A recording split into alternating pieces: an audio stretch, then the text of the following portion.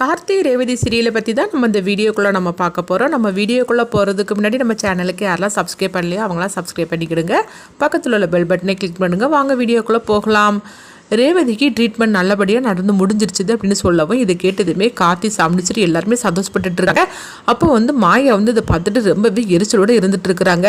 ரேவதியோட கதையை எப்படியாவது முடிச்சலான்னு சொல்லிட்டு நம்மளும் என்னென்னமோ பண்ணணும், ஆனாலும் அந்த ரேவதி பழச்சிட்டாள் அப்படின்னு சொல்லிட்டு எரிச்சலோடு இருக்கவும், அடுத்து பார்த்தோம்னா ரேவதியை நாங்கள் பார்க்கலாமா அப்படின்னு சொல்லிட்டு கேட்கும்போது தாராளமாக நீங்கள் போய் பார்க்கலாம் அப்படின்னு சொல்லவும், அப்போ எல்லாருமே ரேவதியை பார்க்கறதுக்காக வராங்க. அப்போ ரேவதி கிட்ட சாமிடேஸ்வரி சொல்கிறாங்க, இப்படி இந்த மாதிரி எங்களை பயமுறுத்திட்டியே ரேவதி அப்படின்னு சொல்லிட்டு இருக்கவும், ரேவதி தூங்கின மாதிரி தான் இருக்கிறாங்க, கண்முழிக்கவே இல்லை.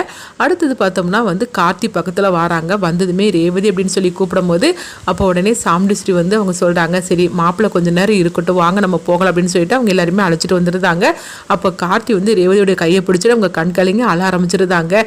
ரேவதி நீ என்னை விட்டுட்டு போயிடக்கூடாது, ரேவதி நீ எனக்கு வேணும், தீபா தான் என்னை விட்டுட்டு போயிட்டா, நீயும் என்னை விட்டுட்டு போயிடுவேன்னு சொல்லிட்டு நான் ரொம்பவே பயந்துட்டேன் ரேவதி, நீ என்னை விட்டுட்டு போயிடக்கூடாது, நீ ஆசைப்பட்டபடியே நம்ம ரெண்டு பேரும் சேர்ந்து வாழணும் அப்படின்னு சொல்லவும், இது கேட்டதுமே ரேவதி அப்படியே கண்முழிக்கிறாங்க. கண் முழிச்சதுமே கார்த்தி அப்படின்னு சொல்லி கூப்பிடும் போது உடனே கார்த்தி ரேவதி அப்படிங்கிறாங்க, என்ன கார்த்தி நான் அவ்வளோ சீக்கிரம் ஒன்று விட்டுட்டு போயிடுவேனா என்ன அப்படின்னு சொல்லவும், உடனே இதை கேட்டதுமே கார்த்தி ரேவதி அப்படியே பார்த்துட்டு இருக்கும்போது, உன்னை விட்டுட்டு நான் அவ்வளோ சீக்கிரம்லாம் போக மாட்டேன், நீ இப்போ பேசுனது எல்லாத்தையும் நான் கேட்டுக்கிட்டு தான் இருந்தேன் அப்படின்னு சொல்லவும், உடனே ரேவதி சொல்கிறாங்க, கார்த்தி நம்ம ஆசைப்பட்டபடியே நம்ம ரெண்டு பேரும் சேர்ந்து சந்தோஷமாக நம்ம வாழணும் அப்படின்னு சொல்லிட்டு இருக்கவும், நீ நினச்ச மாதிரிக்கே உனக்கு நீ என்ன நினச்சியோ அதே மாதிரிக்கு ஒரு வாழ்க்கையை நம்ம ஆரம்பிக்க போகிறோம் அப்படிங்கிறாங்க.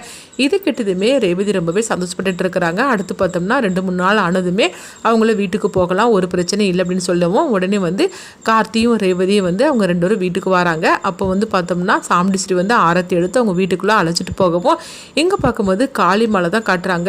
இப்படி ரேவதி நல்லபடியாக பொழைச்சி வருவான்னு சொல்லி நம்ம கொஞ்சம் கூட எதிர்பார்க்கவே இல்லையே, இப்படி நடந்து போச்சு அப்படின்னு சொல்லிட்டு இருக்கும்போதே அப்போ மாயா சொல்கிறாங்க, இந்த தடவை தப்பிச்சுட்டா என்ன, கண்டிப்பாக அவள் கதையை முடிக்காமல் நான் அவங்கக்கிட்ட சிக்கிட மாட்டேன், அதாவது போலீஸ்கிட்ட நான் மாட்டிக்க மாட்டேன் அப்படின்னு சொல்லிட்டு இருக்கவும், ஆமாம் மாயா நீ எந்த குறிக்கோளாக வச்சுட்டு தப்பிச்சு வந்தியோ அதை நீ முடிச்சுக்கிட்டு தான் அங்கேருந்து நீ கிளம்பணும் அப்படின்னு காளிமாலும் சொல்லிட்டு இருக்கிறாங்க. அது வரைக்கும் நீ எத்தனை நாள்னாலும் நீ இந்த வீட்டில் இரு, உனக்காக நான் பாதுகாப்பு கொடுக்குறேன் அப்படின்னு சொல்லவும், உடனே சிவனாண்டியும் முத்துவேலும் சொல்லிட்டு இருக்கிறாங்க, அந்த கார்த்தியே ரேவதி எப்படியாவது நம்ம முடிச்சலான்னு சொல்லிட்டு நம்மளும் என்னென்னமோ பண்ணுறோம், ஆனால் எதுவுமே செய்ய முடியலையே, ஆனால் இந்த தடவை நம்ம தோத்த மாதிரிக்கு அடுத்த தடவை தோத்துடக்கூடாது, எப்படியாவது அந்த கார்த்தியை நம்ம சாமிடேஸ்வரி கிட்ட நம்ம கைங்குளமாக நம்ம சிக்க வைக்கணும் அப்படிங்கிறாங்க. நீ என்ன சொல்கிற மகனே அப்படிங்கும்போது, ஆமாம் கார்த்தி யாருங்கிற உண்மையை சாமிடேஸ்வரி கிட்ட நம்ம ஆதாரத்தோட நம்ம நிரூபிக்கணும் அப்படிங்கவும், நீயே என்னென்னமோ பண்ணிட்ட ஆனால் எதுவுமே பண்ண முடியல அப்படிங்கும்போது இந்த தடவை அப்படி செஞ்சிடக்கூடாது அப்படிங்கிறாங்க. உடனே மாயா சொல்கிறாங்க, நான் அந்த ரேவதியோட கதையை முடிக்கிறேன், நீங்கள் கார்த்தியை சாமிடேஸ்வரி கிட்ட மாட்டி விடுங்க, இதோட அந்த குடும்பத்தோட எல்லாமே முடிஞ்சு போயிடும் அப்படின்னு சொல்லவும், இவங்க எல்லாம் சேர்ந்து இந்த மாதிரி ஒரு திட்டத்தை போட்டு வச்சிருக்கிறாங்க. அடுத்து இங்கே பார்த்தோம்னா கார்த்தி ரேவதியை பக்கத்தில் இருந்துக்கிட்டு அவங்க ரொம்பவே நல்லபடியாக கவனிச்சுக்கிடவும், அப்போ ரேவதி சொல்கிறாங்க, கார்த்தி எனக்கு இப்படிலாம் ஒரு பிரச்சனை நடந்தால் தான் நீ என்கிட்ட சந்தோஷமாக இருப்பேன்னு நினச்சேன்னா, நீ கண்டிப்பாக மாயா என்ன இதுக்கு முன்னாடி இந்த மாதிரிலாம் பண்ணியிருக்கலாமே அப்படின்னு சொல்லும்போது, இங்கே பாரு ரேவதி விளையாட்டுக்கு கூட இந்த மாதிரிலாம் நீ பேசிகிட்டு இருக்காது அப்படிங்கவும், உடனே ரேவதி சொல்கிறாங்க, கார்த்தி உன் மனசில் என்னை பற்றி நீ இந்த அளவுக்கு நீ அதாவது என்னை விரும்புவேன்னு சொல்லி நான் நினைக்கவே இல்லை, என்னை நீ வெறுத்துட்டேன்னு சொல்லி நான் பயந்துட்டேன் தெரியுமா, உன் மனசில் நான் இல்லைன்னு சொல்லி நான் பயந்துட்டேன், ஆனால் உன் மனசில் நான் இந்த அளவுக்கு இருப்பேன்னு சொல்லிட்டு நான் கொஞ்சம் கூட எதிர்பார்க்கவே இல்லை, இவ்வளோ தூரம் நீ என் மேலே பாசத்தை வச்சுக்கிட்டு எதுக்காக நீ வெளிக்காட்டிக்காமல் நீ மறைச்ச அப்படின்னு சொல்லவும், உடனே கார்த்தி சொல்லிட்டு இருக்கிறாங்க, அங்கே பாரு ரேவதி நான் யாருங்கிறது உனக்கு தெரியும், ஆனால் அத்தைக்கு தெரியாது, அது மட்டும் இல்லாமல் அத்தை நான் யாருன்னு தெரிஞ்சால் கண்டிப்பாக என்னை ஏற்றுக்க மாட்டாங்க, அதனால அவங்களே நான் யாருன்னு தெரிஞ்சு ஏற்றுக்கிட்டதுக்கு அப்புறமா நம்ம வாழ்க்கையை தொடங்கலான்னு சொல்லிட்டு நான் நினச்சிருந்தேன், ஆனால் அதுக்குள்ளே இப்படிலாம் நடக்கும்னு சொல்லி நான் கொஞ்சம் கூட எதிர்பார்க்கவே இல்லை அப்படிங்கவும், அப்போ ரேவதி சொல்கிறாங்க, இங்கே பாரு கார்த்தி நான் என் மனசார ஒன்றை நான் விரும்ப ஆரம்பிச்சிட்டேன், அது மட்டும் இல்லாமல் அம்மா மட்டும் இல்லை வேறு இந்த உலகத்தில் வேறு யாரும் ஒன்று வேண்டான்னு சொல்லிட்டு எதிர்த்தாலும் சரி என்னை விட்டுட்டு அதாவது உன்னை பற்றின உண்மை தெரிஞ்சதுக்கப்புறமா அம்மாவே என்னை விட்டு உன்னை பிரிக்கணும்னு சொல்லி முடிவெடுத்தாலும் சரி தான், ஆனால் கண்டிப்பாக நான் ஒத்துக்கவே மாட்டேன், நான் இனிமேல் உன் கையை நான் பிடிச்சிட்டேன், இதுக்கப்புறம் நான் உன்கிட்ட தான் நான் இருப்பேனே தவிர மற்றபடி யாரோ எதுக்காகவும் நம்ம ரெண்டு பேரும் பிரிக்கவே முடியாது அப்படின்னு ரேவதி சொல்லிட்டு இருக்கிறாங்க. நாளைக்கே அம்மாவுக்கு உண்மை தெரிஞ்சு உன்னை ஏற்றுக்க மாட்டேன்னு சொன்னாலும் சரி தான், அம்மாவை எதிர்த்துட்டு நான் உன் கூட தான் வருவேனே தவிர கண்டிப்பாக வந்து நான் அம்மா பக்கம் நிற்க மாட்டேன். அது மட்டும் இல்லாமல் நீ என்ன தப்பு பண்ணன, 2 குடும்பத்தையும் ஒன்று சேர்க்கறதுக்காக தானே நீ போய் சொன்ன, மற்றபடி இதில் வந்து வேற எந்த உள்நோக்கமும் கிடையாதுல்ல. ஆனால் அம்மா வந்து அந்த பழைய பகையை அவங்க நினச்சிக்கிட்டே இத்தனை வருஷமாட்டு வந்து இந்த குடும்பத்தை வந்து 2 குடும்பத்தையும் ஒன்று சேராமையே அவங்க பிரித்து வச்சுட்டாங்க. ஆனால் பாட்டியை பற்றியா எவ்வளோ நல்லவங்களா இருக்கிறாங்க, இதை பற்றி எல்லாமே வந்து எங்களுக்கு தெரியப்படுத்தினது நீ தானே. இல்லைன்னா பாட்டியோட அன்பு எங்களுக்கு கிடைக்காமையே போயிருக்கும். இன்னைக்கு பாட்டியோட அன்பு கிடைச்சிருக்கு. அது மட்டும் இல்லாமல் பாட்டி எவ்வளோ நல்லவங்க, இதை எல்லாத்தையும் தெரியப்படுத்தினது நீதானே. ஆனால் என்ன ஒரு விஷயம், அத்தை கூட தான் என்னால் சேர்ந்து இருக்க முடியல. அந்த ஒரு வருத்தம் எனக்குள்ளே இருந்துட்டு தான் இருக்குது. இதுக்கு மேலேயும் நம்ம வந்து யாருக்காகவும் இப்படி பிரிஞ்சு இருக்க வேண்டாம். நீ இதுதான் வந்து உன்னுடைய காரணம்னு சொல்லியிருந்தேன்னா கண்டிப்பாக வந்து நான் உனக்காக தான் நான் இருப்பேன், நீ இதை பற்றி நீ கவலைப்படாத கார்த்தி அப்படின்னு சொல்லவும், கார்த்தி வந்து ரேவதியோட கையை பிடிச்சிட்டு இருக்கவும் இப்போ ரேவதி வந்து கார்த்திக்கு முத்தம் கொடுத்துட்டு இருக்கிறாங்க. அடுத்து பார்த்தோம்னா அந்த நேரம் மயில் வாகனம் வரவும், ஐயோ நேரங்கட்ட நேரத்தில் நான் வந்துட்டேன் போலுக்கு அப்படிங்கும்போது உடனே கார்த்தியும் வந்து அவங்க ரேவதியும் வந்து வெக்கப்பட்டுட்டு இருக்கவும் உடனே மயில் வாகனம் வராங்க. என்ன ரேவதி இப்போ பரவாயில்லையா, உனக்கு நல்லா இருக்கிறான்னு சொல்லி கேட்கும்போது, ஆமாம் அம்மா எனக்கு எந்த பிரச்சனையும் இல்லை அப்படின்னு சொல்லிட்டு இருக்கும்போது இப்போ ரோஹிணி சுவாதினி எல்லாருமே வராங்க. அப்போ அக்கா நீ எப்படிக்கா இருக்கிற, உனக்கு ஒன்றும் பிரச்சனை இல்லை அப்படிங்கும்போது எனக்கு ஒரு பிரச்சனையும் இல்லை அப்படிங்கிறாங்க.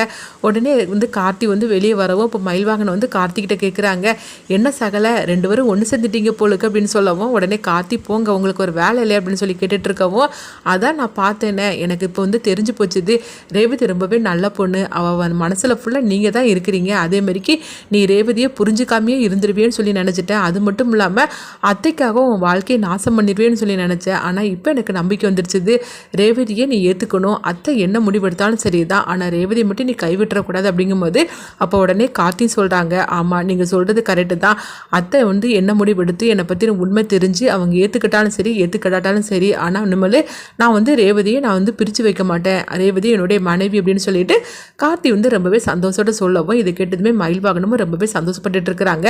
எப்படியோ இந்த மாயாவோட பிரச்சனையில் நீங்கள் 2 பேரும் ஒன்று செஞ்சிட்டீங்க, அதுவே போகிறோம், மாயா செஞ்சதில் இது ஒரு நல்லதாக தான் நடந்திருக்குது, அவள் வந்து ரேவதியோட கதையை முடிக்கணும்னு சொல்லிட்டு வந்தா, ஆனால் ரேவதியும் கார்த்தியும் அவளுக்கு தெரியாமையே அவங்க 2 பேரையும் ஒன்று சேர்த்து வச்சுக்கிட்டா அப்படின்னு சொல்லிட்டு மயில்வாகனம் இந்த மாதிரிக்கு பேசிகிட்டு இருக்கிறாங்க. அடுத்து பார்த்தோம்னா அங்கே சாமுண்டீஸ்வரியை தான் காட்டுறாங்க.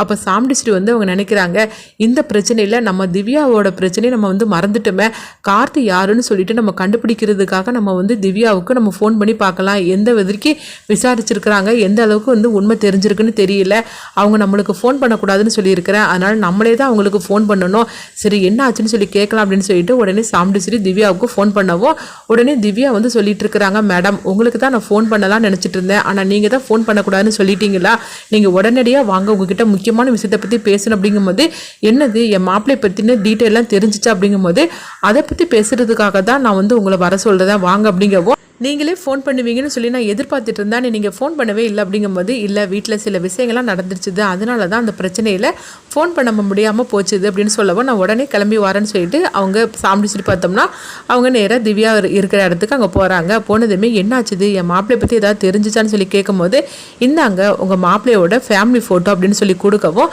அப்போ சாமுண்டீஸ்வரி அந்த ஃபோட்டோவை வாங்கி பார்க்குறாங்க. பார்த்ததுமே அவங்களுக்கு பெரிய ஒரு அதிர்ச்சியே காத்துட்ருக்கு. ஏன்னா அபிராமியோட பையன்தான் கார்த்தி அப்படிங்கிற உண்மை வந்து தெரிய வருது. அந்த ஃபோட்டோவை பார்த்ததுமே எல்லாருமே சேர்ந்து இருக்கிற ஃபோட்டோவாக இருக்குது.